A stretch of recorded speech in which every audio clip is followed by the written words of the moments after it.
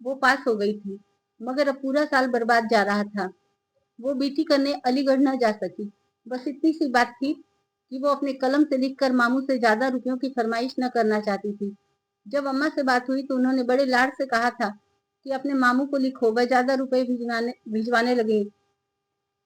उस वक्त आलिया ने सख्ती से इनकार कर दिया था। उसने यह तक कह दिया था कि वो उन्हें खत लिखना पसंद नहीं करती। बस उसी दिन से अम्मा ने मुंह फुला लिया था। अपने भाई और अंग्रेज भावज के लिए अपनी इकलौती औलाद के दिल में गुस्सा पाकर उनके तन बदन में आग लग गई थी। उन्होंने आलिया से बात करना छोड़ दिया था और इस तरह एक कीमती साल जिद की बाजी पर हार दिया था।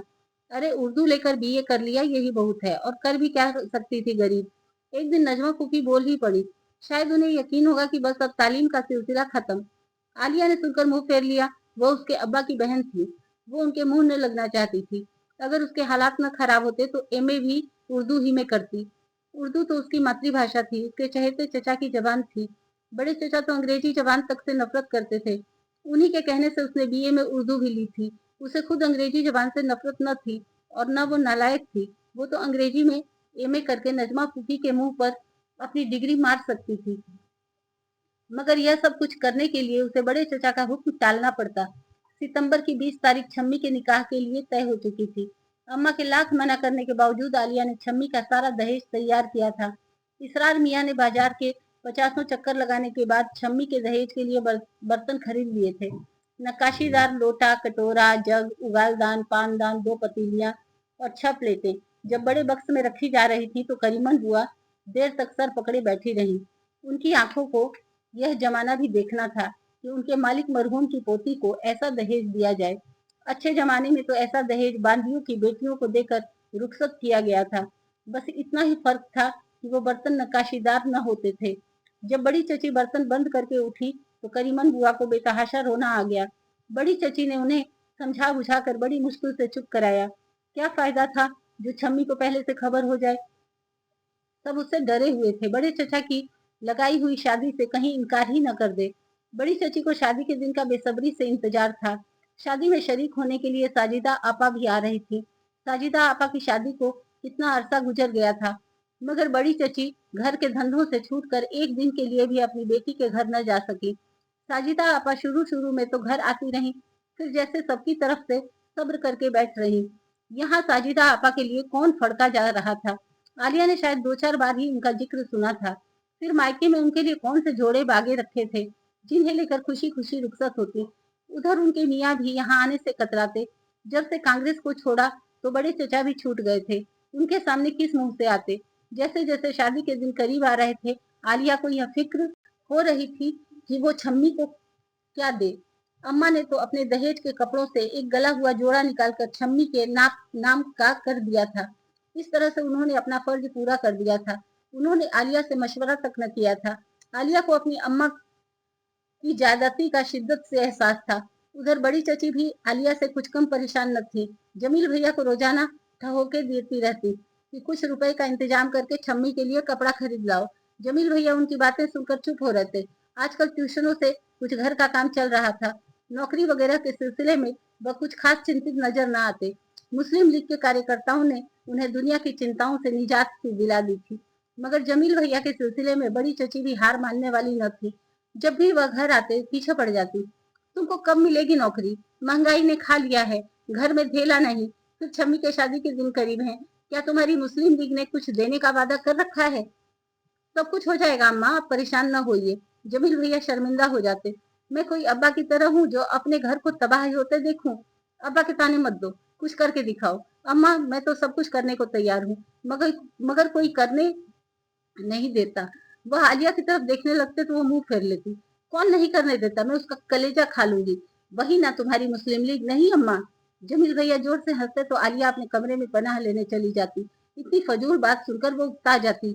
इधर कुछ दिनों से छम्मी बिल्कुल खामोश रहने लगी थी। जाने उसे क्या हो गया था। कोई बात करता तो इस तरह जवाब देती जैसे कोई बड़ा बोझ हो। खाना खाने के लिए अपने कमरे से निकलती और फिर जा छुपती। बहुत होता तो ग्रामोफोन पर रिकॉर्ड बजाने लगती। उसके चेहरे की सारी मासूमियत गायब हो गई थी। आलिया उसे यूं खामोश देखकर फिक्र के मारे भूली जाती। कहीं छम्मी को अपनी शादी के सिलसिले में शुबहा न हो गया हो। कहीं वह बड़े चचा की इज्जत बर्बाद न कर दे। यह छम्मी है, साजिदा आपा नहीं। हो सकता है वह यूं ही चुप हो। वह अपनी इतनी सी उम्र में इतना बोल चुकी है कि अब थक गई होगी। और क्या पता वह मंजूर की जुदाई में उदास हो। अगर छम्मी मंजूर से मोहब्बत ही कब करती थी। वह तो उसे सिर्फ सहारा समझती थी, उसकी मोहब्बत से लुत्फ लेती थी। आलिया छम्मी के बारे में सोच सोच कर थक जाती, लाख उसके साथ सर खपाती, मगर छम्मी खी खी करके टाल देती। बड़े चचा दिल्ली गए हुए थे, बैठक सुनी पड़ी थी। जमील भैया भी आज सुबह से गायब थे। छम्मी गूंगी बन गई थी और यह बादलों से लगा फंदा दिल बेहद उदास हो रहा था। कोई काम न था जिससे आलिया अपना दिल बहलाती। छम्मी का दहेज तैयार हो चुका था। बड़े चचा की लाइब्रेरी से किताबें पढ़ते पढ़ते थक चुकी थी और आज अब उसकी समझ में न आ रहा कि क्या करे। यह रेंगता हुआ दिन किस तरह तो कटे और कुछ नहीं तो छम्मी ही उसे छेड़े, उसे लड़े, शोर करे। यह वीरान खामोशी किसी तरह तो दूर हो। आलिया छम्मी के कमरे की दहलीज पर आकर खड़ी हो गई। ऊपर नहीं चलते मेरे कमरे में? उसने पूछा। मुझे नींद आ रही है बचिया। छम्मी ने करवट बदल ली। उसने अपनी मसहरी से उठने की तकलीफ तक न थी। 2-3 घंटे की बारिश ने जैसे सारी वीरानी और उदासी को धो दिया था। शाम को जब जमील भैया घर आए तो वह भी खुश नजर आ रहे थे। आलिया ने सोचा कि आज यह हजरत खुश क्यों है। कौन सा कारनामा अंजाम देकर आए हैं जो आज उसे देखने के बाद भी सूरत पर मातम न बरसा। वो तो जमील भैया के लिए सचमुच ताजिया बन गई थी। अम्मा, हैदराबाद से जफर चचा का खत आया है और मजे की बात यह है कि मेरे नाम है। वह लोहे की कुर्सी पर बैठकर सबको सबकी तरफ देखकर हंसे। भाई, यह उन्हें मेरी शिकायत कौन लिखता है? मेरी बेकारी की किसने इतला दी है? तुम्हारी नजमा फूफी से खतो किताबत है, उन्होंने लिखा होगा। और तो किसी को पूछते भी नहीं, बड़ी चची ने कहा। मेरी शिकायतें लिखने की वजह से खतो किताबत होगी। भला मेरा कोई क्या बिगाड़ लेगा? छम्मी अपने कमरे की दहलीज पर बैठे बैठे बोली। क्या लिखा है उन्होंने? अम्मा ने पूछा। उन्होंने लिखा है कि हैदराबाद चले आओ, यहाँ किसी चीज की कमी नहीं। यह हिंदुस्तान पाकिस्तान का किस्सा छोड़ो, यहाँ तो बना बनाया पाकिस्तान है। जमील भैया हंसने लगे। तो फिर जाओ ना, जहाँ रुपया है वहां सब कुछ है। अम्मा ने मशवरा दिया। फिर मैं सब कुछ भूल जाऊंगा, आप में से कोई याद ना आएगा।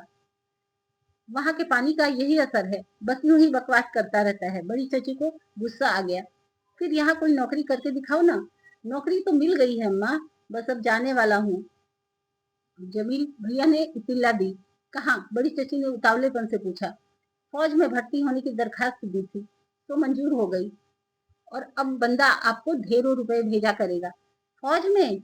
बड़ी चची की आंखें इस तरफ फटी रह गईं जैसे वह मर गई हो। अरे, तू बोला गया है जमील, फिर मुझे जहर क्यों नहीं दे देता? भाई, हद करती हैं अम्मा। हजारों आदमी फौज में जाते हैं तो क्या सब मर जाते हैं? और फिर जनाब, अगर हिटलर का मुकाबला न किया तो अंग्रेजों से बदतर साबित होगा। उसकी गुलामी झेलना आसान न होगी। जमील भैया ने समझाना चाहा, लेकिन बड़ी चची बेबसी की तस्वीर बनी बैठी थी। आलिया का जी चाहा कि जमील भैया को चीख चीख कर कमीना कहे, जालिम कहे। यह अपने बेरोजगारी दूर करने नहीं जा रहे हैं, हिटलर का मुकाबला करने जा रहे हैं। और यह नहीं जानते कि वह खुद अपनी अम्मा के लिए कितने बड़े हिटलर हैं। अब अपना नाम कटा लो जमील मियाँ। करीमन बुआ ने मिन्नत की तो जमील भैया हंस पड़े। करीमन बुआ, मैं तो सिर्फ तुम्हारी खातिर जा रहा हूँ। तुम्हारा बावर्ची खाना आबाद हो जाएगा और तुम गुजरे हुए जमाने को भूल जाओगी। बड़ी चची रोने के करीब हो रही थी। जंग पर जाने के बजाय तुम भी शकील की तरह भाग जाते तो फिर मुझे सब्र आ जाता। वो रो पड़ी। मेरी अम्मा? जमील भैया उनसे लिपट गए। अम्मा, कोई मैं बंदूक उठाकर लड़ूंगा? भाई, मैं तो कलम से लड़ूंगा। मैं तो सिर्फ हिटलर के खिलाफ प्रोपेगेंडा करूंगा और अपनी अम्मा की खिदमत करूंगा। तुम लड़ोगे नहीं? बड़ी चची ने शक की निगाह से देखा। बिल्कुल नहीं अम्मा, मैं तो दूसरे ही काम करूंगा। कैसे काम? नजमा फूफी ने पूछा। वह जाने कैसे इस वक्त सबके बीच में आ बैठी थी। मैं फौज में जा रहा हूँ, जमील भैया ने फौरन जवाब दिया। बहुत अच्छी बात है। अब इतनी तालीम पर और कोई नौकरी भी कैसे मिलती? नजमा फूफी ने इत्मीनान की सांस ली। बिल्कुल दुरुस्त। वो तो कहिए कि औरतों में तालीम न होने के बराबर है, वरना आज आप भी बेकार फिरती होती। नजमा फूफी उल्टे पैरों वापस बोली। भला इन जाहिलों के कौन मुंह लगे? इस घर में उन बेचारी की काबिलियत की जरा भी तो इज्जत नहीं। आलिया को हंसी आ रही थी। मेरे सिर पर हाथ रखकर कसम खाओ कि लड़ोगे नहीं। बड़ी बड़ी चची ने जमील भैया का हाथ अपने सर पर रख लिया। इस सर अजीज की कसम अम्मा। जमील भैया ने ठहाका लगाया तो सब हंस दिए और छम्मी जो इतनी देर से चुप बैठी थी एकदम अपने कमरे में चली गई। उसका मुंह सुर्ख हो रहा था। जमील भैया चले गए। जाने से पहले रात गए वह आलिया से रुखसत होने उसके कमरे में आए थे और बड़ी देर तक उसके पास कुर्सी पर बैठे पांव हिलाते रहे थे। दोनों खामोश थे और बाहर बारिश हो रही थी। आलिया को अपनी कमजोरी पर गुस्सा आ रहा था। आखिर वो क्यों नहीं बोलती? वो इतनी खामोशी के साथ किस शोक का ऐलान कर रही है? वक्त गुजरता जा रहा था। बारिश अब हल्की हो गई थी। खामोशी और जमील भैया की मौजूदगी से उसका दम घुटा जा रहा था। आप सुबह जा रहे हैं? आलिया ने हिम्मत करके पूछा। हाँ, जा तो रहा हूँ। फिर? जमील भैया ने बड़े अक्खड़पन से जवाब दिया और इधर उधर देखने लगी। जाने वो अपनी किस भावना का गला घोट रहे थे जो उनकी आंखें मारे दर्द के चीखती हुई मालूम हो रही थी। पूछना कोई गुनाह तो नहीं? आलिया ने सर झुका लिया। जमील भैया के जवाब से दिल पर चोट लगी थी। तुम मुझे याद करोगी आलिया? जमील भैया ने जैसे झपट कर उसके हाथ पकड़ लिए थे। नहीं, मैं आपको किस लिए याद करूंगी? आप मेरे लिए चचाजाद भाई से ज्यादा कुछ भी नहीं है। मैं आपको और कुछ समझना भी नहीं चाहती। सच्ची बात तो यह है कि मुझे मर्द की मोहब्बत पर एतबार, और अगर मान लीजिए कि कभी एतबार किया भी, तो वो आप जैसा नहीं होगा। अब्बा और बड़े चचा जैसा भी नहीं होगा। पराई आग में जलने वाले अपनी घरेलू आग से हमेशा बेखबर रहते हैं। बहरहाल, मैं जिसे चाहूंगी उसके लिए कुछ नहीं बता सकती कि कैसा होगा। आपसे यह सब कुछ इसलिए कह रहे हूँ कि आप वहां इतनी दूर रहकर मुझे कभी याद न करें। घर से दूर रहकर और सबको छोड़कर उनकी यादें बड़ी दुखदाई हो जाती हैं। तो आप आज ही उस दुख से छुटकारा पा लीजिए। जहां तक घर और बड़ी चची का सवाल है, तो वो आपके लिए कोई हैसियत नहीं रखती। बड़ी चची और कितने दिन जिएंगी? आलिया की आंखों में आंसू आ गए थे। जाने क्यों वो इस वक्त जी भर कर रोना चाहती थी। तुमने बहुत अच्छा किया जो सब कुछ कह दिया। अगर तुम न भी कहती तो मुझे मालूम था। वैसे मैं तुमको यह बता दूं कि अम्मा मुझे बहुत प्यारी है। और जहां तक पराई आग का ताल्लुक है, तो वो पराई नहीं, मेरी अपनी आग है। इस आग में जलकर मैं जरा भी जलन नहीं महसूस करूंगा। काश इस आग को भड़काने वाला कोई साथी भी होता। तुम में और छम्मी में फर्क क्या है? खैर, खुदा हाफिज। जमील भैया उठ खड़े हुए। मगर एक बात तो बताओ कि क्या बदले कायल हो? मेरा ख्याल है कि इंसान जो कुछ करता है उसका बदला जरूर चाहता है। तो मुझे भी जाने से पहले बदला चाहिए। शायद यही बदला वहां इतनी दूर मेरे लिए तस्कीन का सामान बन सके। जमील जमील भैया ने उसकी आंखों में आंखें डाल दी तो वो कांपने लगी। कैसा बदला? वो जानते बूझते अनजान बन रही थी। जरा देर के लिए खामोशी छा गई। जमील भैया उसे देख रहे थे। उनकी नजरों में तलखी थी। कुछ खो जाने का दुख था, कुछ पा लेने की तमन्ना थी। मैं आपको क्या बदला दे सकती हूँ? उसने जमील भैया को चौंकाया था। अब वो उनकी नजरों का मुकाबला नहीं कर पा रही थी। बस यही। जमील भैया ने आगे बढ़कर उसे अपनी बाहों में जकड़ लिया। वो उसे पागलों की तरह चूम रहे थे, उसे अपनी छाती से लगा रहे थे और वो जरा सा प्रतिरोध भी न कर सकी थी, धक्का भी न दे सकी थी। उसे नहीं मालूम था कि यह सब इतना अचानक कैसे हो गया था और वो यह सब कुछ कैसे कबूल कर रही थी। और फिर जमील भैया जैसे उसे बिस्तर पर फेंक कर चले गए थे और वो मारे बेबसी के रोने लगी थी। भला वो किस बात का बदला चुकाने पर राजी हो गई थी? वो खुद को धिक्कारते हुए जाने कब सो गई। जमील भैया सुबह सुबह चले गए थे। वो तो उस वक्त सोकर भी न उठी थी। छम्मी उसे जगाकर शिकायत करने आई थी। भजिया, आप सोती रही। आपने तो जमील भैया को रुखसत भी न किया। अच्छा होता कि अभी कुछ दिन और न जाते। क्यों? बिस्तर से उठते हुए उसने चौंक कर छम्मी को देखा। यह उसे किन दिनों का इंतजार है? बस न जाते वह गड़बड़ा गई। बेचारी बड़ी चची बहुत उदास हो रही है। उस औलाद का भी कोई सुख नहीं मिलता। क्यों पालती है माए? मैं सबसे अच्छी खुद ब खुद पल गई। मेरे लिए कोई दुखी नहीं। छम्मी ने ठंडी सांस भरी। हाँ, बेचारी बड़ी चची को कोई सुख न मिला, आलिया ने कहा और छम्मी का हाथ थामकर नीचे उतर आई। शकील खो गया। जमील भैया जंग पर चले गए। बड़ी चची मई जून की प्यासी चिड़िया की तरह नजर आ रही थी। अल्लाह उसे खैरियत से रखे। घर में पैसा तो आएगा बड़ी भाभी, आपको सुख तो मिलेगा। बड़ी अम्मा बड़ी चची को समझा रही थी और वो खामोश बैठी ठंडी सांसें भर रही थी। जमाने जमाने की बात है। आज मालिक मरहूम की औलादे नौकरियों की तलाश में कहाँ कहाँ जा रही हैं। कभी वो जमाना भी था कि दौलत अपने कदमों पर चल कर आती थी और कोई उसे उठाकर रखने वाला न था। करीमन बुआ की नजरें जाने क्या तलाश कर रही थी। दोपहर में बड़ी चची ने कपड़ों का एक बंडल आलिया को थमा दिया। ये कपड़े जमील छम्मी को के लिए दे गया है और कह गया है कि आलिया से सिलवा लेना। सबका ख्याल तो करता है, मगर इस बुरे वक्त ने उसे दूर जाने पर मजबूर कर दिया। अगर कोई अच्छी सी नौकरी मिल जाती तो फिर वो क्यों जाता? खुदा उन्हें खैरियत से वापस लाएगा। बड़ी चची, आप परेशान न हो। वो कपड़े लेकर अपने कमरे में चली गई। उसका जी चाह रहा था कि छम्मी को यह कपड़े दिखा दे और उसे बताए कि जमील भैया उसके लिए दे गए हैं। मगर किस लिए? वो इसका क्या जवाब देगी? उसे छम्मी से डर लगता था। शादी में सिर्फ 15 दिन रह गए थे। शाम को बड़े चचा दिल्ली से आ गए। जब उन्हें मालूम हुआ कि जमील भैया फौज में चले गए हैं तो एकदम बिलबिला उठे। अरे, उस नालायक से और क्या हो सकता था? अंग्रेजों की मदद करके ही तो पाकिस्तान बनाएगा। ये सब अंग्रेजों के पिट्ठू हैं। तो क्या अल्लाह हमारे काफिरों का साथ देता? अम्मा ने फौरन जवाब दिया और बड़े चचा सर झुका कर रह गए। आप कपड़े वगैरह तो बदल डालिए बड़े चचा, सफर से थक गए होंगे, जरा देर आराम कर लीजिए। आलिया ने बातों का रुख बदलना चाहा। बड़े चचा का थका हुआ चेहरा देखकर उसका दिल मचल रहा था। इतने दिन बाद वो घर आए हैं तो अब उन्हें आराम की जरूरत है। करीमन बुआ चाय तैयार कर रही थी और बड़ी चची उनके बक्स से कपड़े निकाल रही थी। आलिया उनका सामान उठाकर कमरे में रख आई।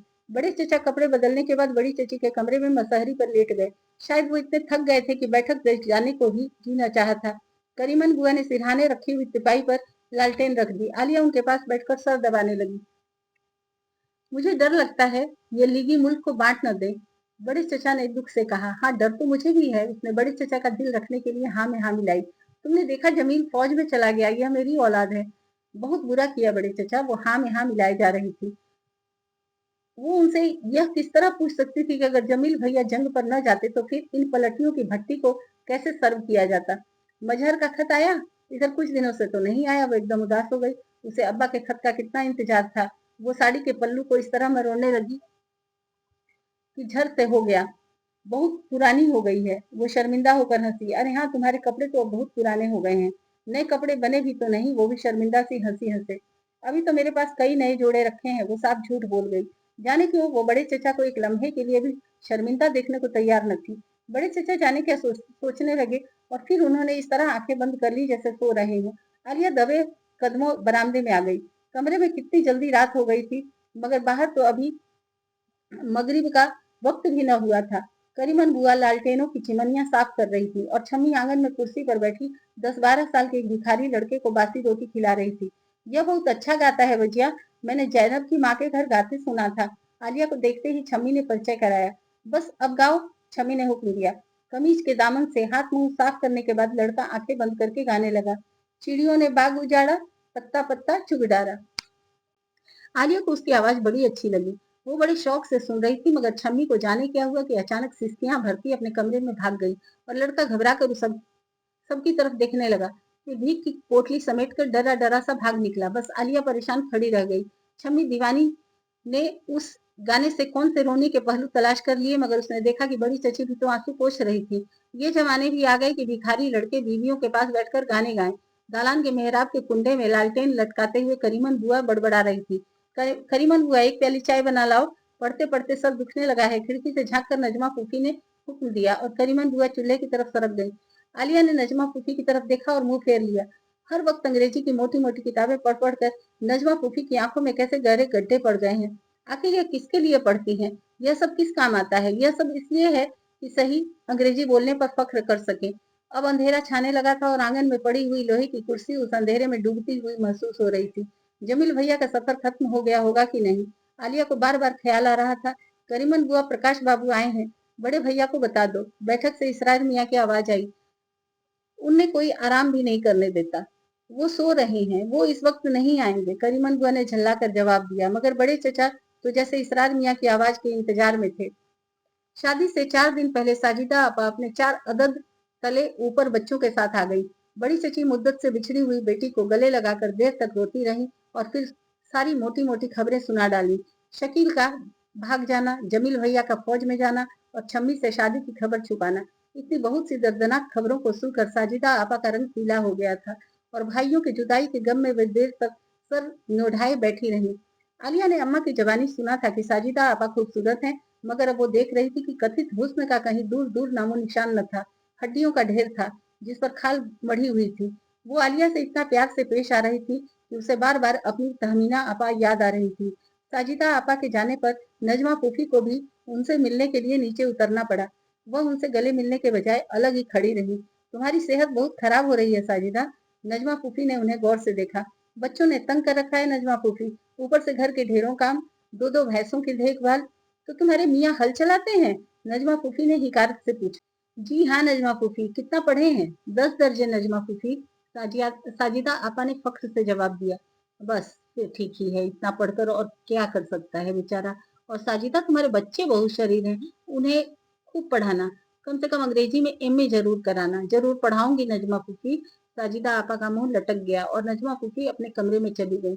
आलिया तख्त पर बैठी सारे संवाद सुन सुन कर कुर्ती रह गई। जब से साजिदा आपा आई थी, करीमन बुआ बहुत खुश नजर आ रही थी। बच्चों ने सारे घर में तहलका मचा रखा था और करीमन बुआ निहाल होकर एक के गंदे हाथ धुलाती तो दूसरे का मुंह और तीसरे को बहलाने के लिए रोटी का टुकड़ा पकड़ा देती। शाम को बड़े चचा घर आए तो उन्हें अपनी बेटी के पास टिक गए। वो बड़े चाव से बातें कर रहे थे कि छम्मी को एकदम जोश आ गया। सारी संजीदगी गायब हो गई और वो बच्चों को जमा करके नारे लगाने लगी। मुस्लिम लीग जिंदाबाद, बन के रहेगा पाकिस्तान, धोतिया राज नहीं होगा, चुटिया राज नहीं होगा।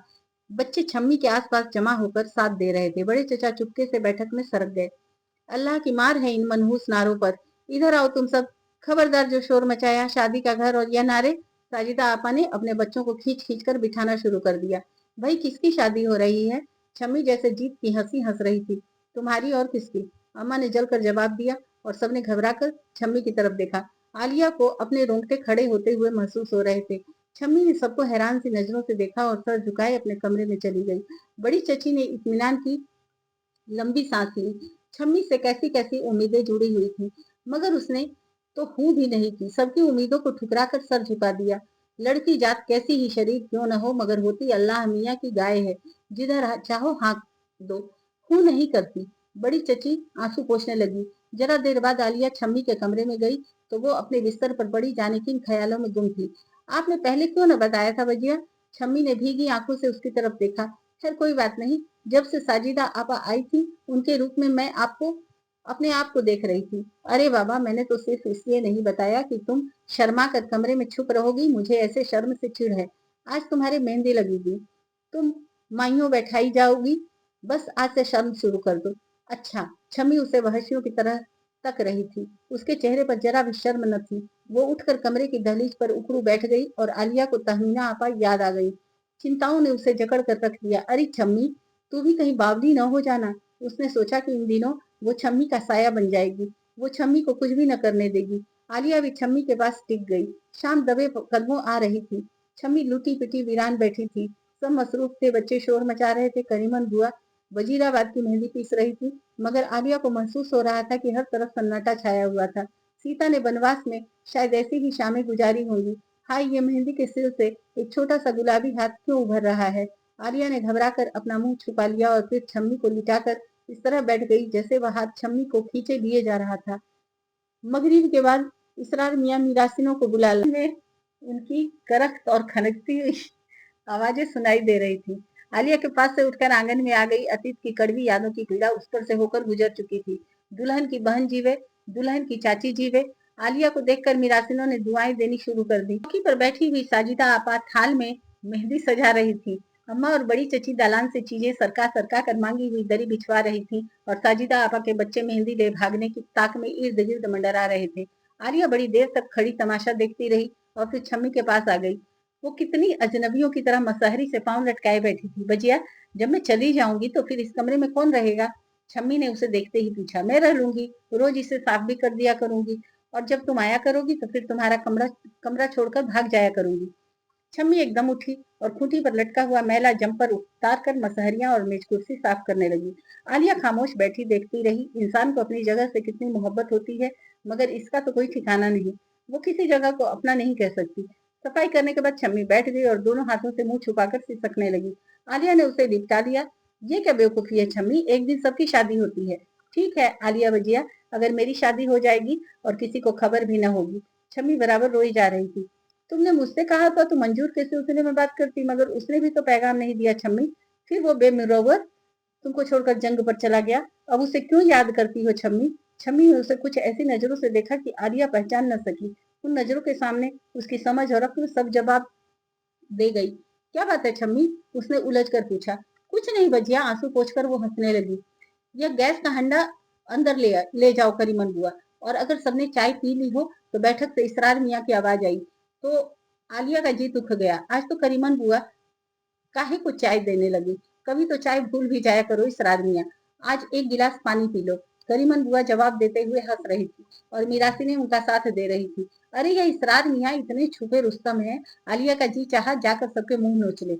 बड़ी चची साजिदा आपा और अम्मा मेहंदी का थाल और पीला जोड़ा लिए अंदर आ गई तो छम्मी ने सर झुकाकर दुपट्टे में मुंह छुपा लिया। रीति के अनुसार यह जोड़ा और मेहंदी ससुराल वालों को लेकर आना चाहिए था, लेकिन ऐसा न हुआ। कौन आता इतनी दूर से? मेन दरवाजे पर भिखारी लड़के के गाने की आवाज आ रही थी। चिड़ियों ने बाग उजाड़ा, भाग जा मनहूस कहीं का भाग जा। करीमन बुआ चिंघाड़ रही थी। चादर की आड़ में छुपकर छम्मी ने पीला जोड़ा पहन लिया और साजिदा आपा ने उसके हाथों में मेहंदी लगाकर अपने आंसू पोंछ लिए।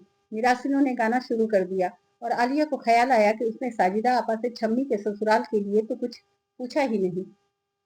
मेहंदी लगाकर सब बाहर चले गए। छम्मी ने फिर भी नजरें न उठाई। जमील भैया तुम्हारे दहेज के लिए एक बड़ा खूबसूरत जोड़ा बना गए हैं, आलिया ने खबर दी। अच्छा।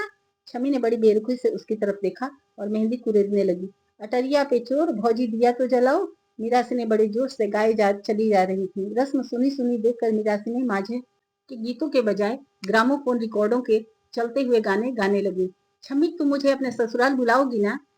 आलिया उसे बहलाने के लिए बराबर बातें किए जा रही थी। देखिए किस हुस्न से पोशीदा गम का राज है।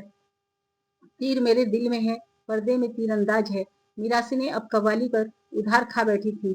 मुझे क्या मालूम, शम्मी ने आहिस्ते से जवाब दिया। अच्छा तो तुम मुझे नहीं बुलाओगी? बस मालूम हो गई तुम्हारी मोहब्बत। आलिया बनकर उठी मगर छम्मी तो जैसे कुछ सुन ही न रही थी। आने वाले जल्द आओ आखिरी आवाज है। मीरासी ने गाते गाते चुप हो गई। छम्मी यूं ही खाली खाली नजरों से इधर उधर देखे जा रही थी। आने वाले जल्द आओ आखिरी आवाज है। देखते देखते छम्मी गुनगुनाने लगी। तुम्हें यह कव्वाली इतनी पसंद क्यों है छम्मी? आलिया ने जैसे बिफर कर पूछा।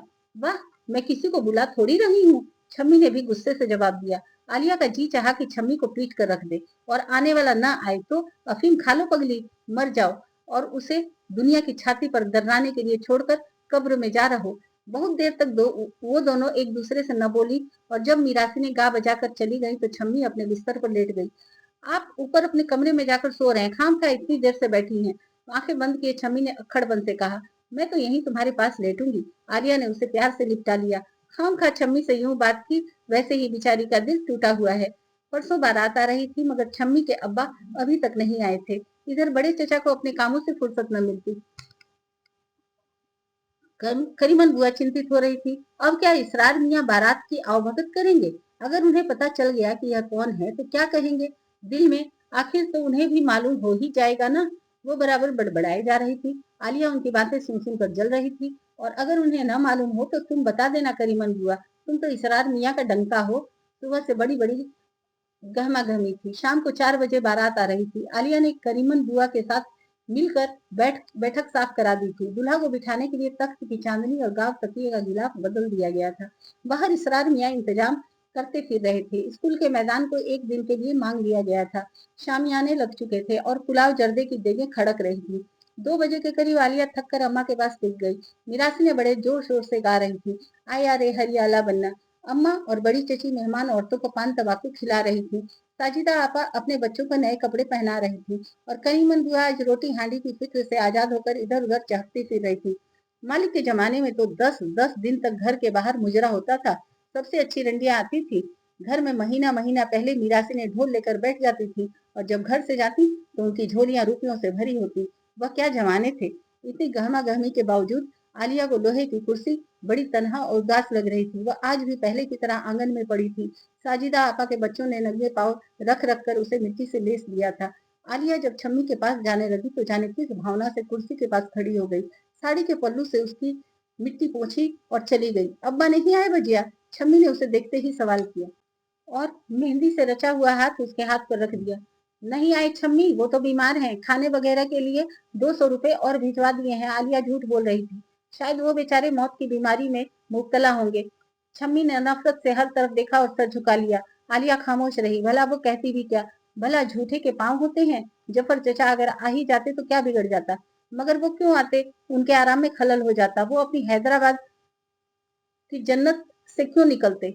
बारात आने में अब थोड़ी देर रह गई थी। उसने छम्मी को गौर से देखा। वो शर्माई हुई बैठी थी। छम्मी के चेहरे से उसे किसी तरह का खतरा नजर न आ रहा था। वो उठ खड़ी हुई क्योंकि उसे भी तैयार होना था।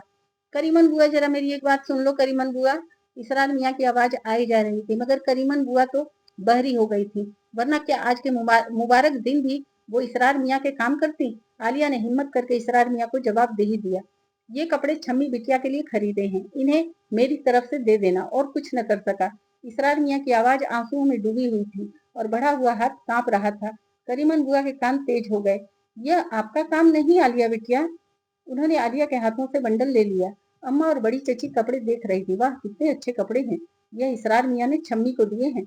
आलिया ने फख्र से कहा। इसरार मियाँ ने? वाह, खूब रही पराए माल पर या हुसैन। करीमन बुआ झल्ला उठी। जमाने जमाने की बात है, इसरार मियाँ इस घर की बेटियों को जोड़े दें, मालिक को खुदा जन्नत नसीब करे। इसरार मियाँ की माँ को अपने पुराने कपड़े दिया करती थी। चलो अब कपड़े आ ही गए, यह जोड़ा बड़े भैया की तरफ से हो जाएगा, आखिर तो उन्हीं की दुकान से पैसे काट काट कर बनाया होगा। अम्मा ने फौरन फैसला कर दिया। ठीक है छोटी दुल्हन। करीमन बुआ ने इत्मीनान की सांस ली।